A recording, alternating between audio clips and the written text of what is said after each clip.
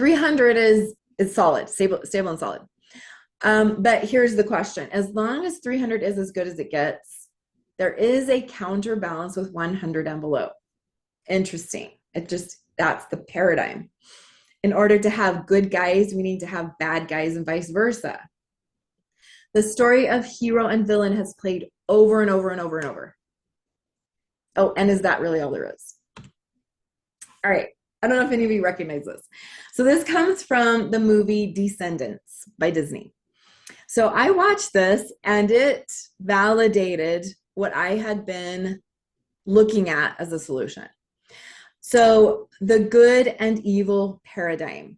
So Disney has been famous for, you've got Snow White and the evil witch. Okay, you've got the heroine, the princess, and you've got the monster or the villain. They flipped it around. They created a different scenario, and it is interesting. So what it is you see in here, I think it's the son of Beauty and the Beast, who's now the Prince Charming, and his girlfriend. You see that on the right. He's dressed in like preppy stuff. And then his girlfriend might be like, I can't remember, it might be Snow White's daughter. Anyway, so it's the idea that they're a generation removed from the original stories, or characters. On the left, we have, I know that the one you can see with the white hair, he's no longer living, I think. It's kind of sad. He did good in his role, but he's the son of Cruella de Vil. And then we have, I think on the left, the son of Jafar, the genie, Jafar. Anyway, so there you can see it, like they're the children of the villains. So you have the children of the heroes and the children of the villains. Okay, so they live in the United States of 𝐸𝐴𝐴𝐷on, which if you look at that, you see the beautiful castle, the lovely, setting, and you see this green covered ick community. All right. So that's literally divided between all the well-to-do, so to speak, and those who are in almost captivity, right? You can kind of see that. It kind of feels like captivity. So the story goes that the prince of, over here on the right has some compassion over the villain children who they don't have resources. They don't have college opportunities. They don't have the ability to, to excel and to get out of inner city, 𝐸𝐴𝐴𝐷on, right? And he says, what if we take 4 of them? So that's where these 4 come in, and give them a chance in our world, in our high school, and see what they do with that. Isn't that interesting? What if we give them a chance? So that's the story. And what happens with it is it's like you start to see the villains have some qualities that the heroes are missing, and obviously vice versa, but it is interesting. So anyway, division is division. And so if we keep ourselves divided, there are issues. And I think in some cases, it's proactive to say, let's take care of this problem before it's a problem. Okay. Polarization is internal. And Dr. Jekyll, Mr. Hyde is the same kind of idea as 𝐸𝐴𝐴𝐷on.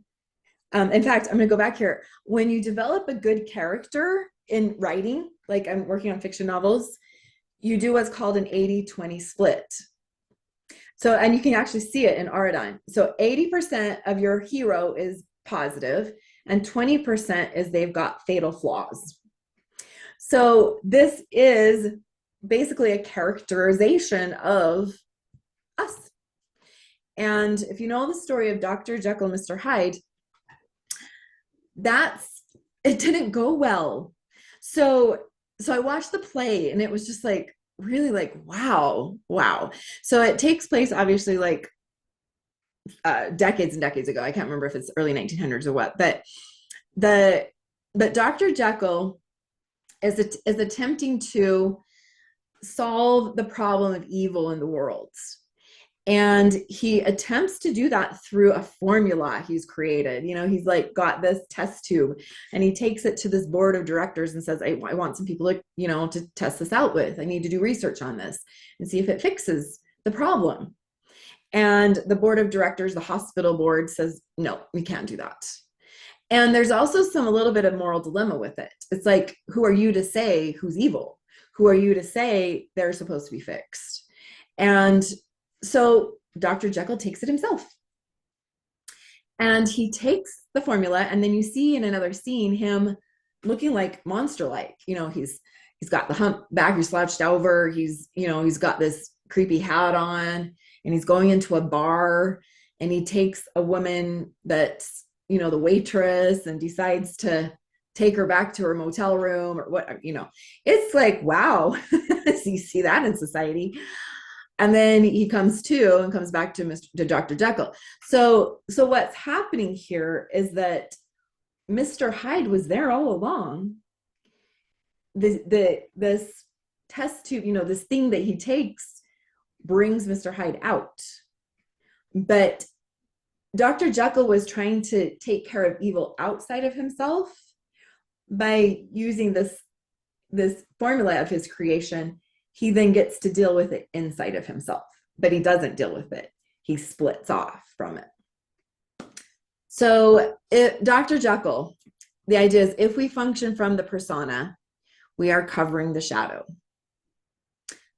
And anywhere you see a front stage, there's also a backstage.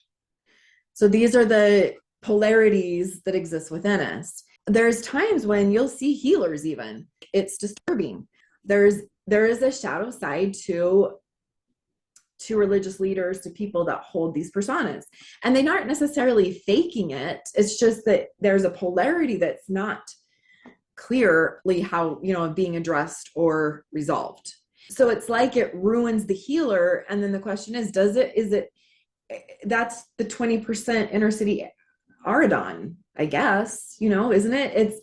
It's not that it's justified, but it's a reality that is, I think we're seeing that as much now, if not more than ever before. And in some cases, it's very disturbing for people. And if it is, it's important to look at it because that's showing up energetically to work through that. I look at it now as just like, this is a balancing beam, and I'm not triggered by it because I've done so much work on this. So, okay.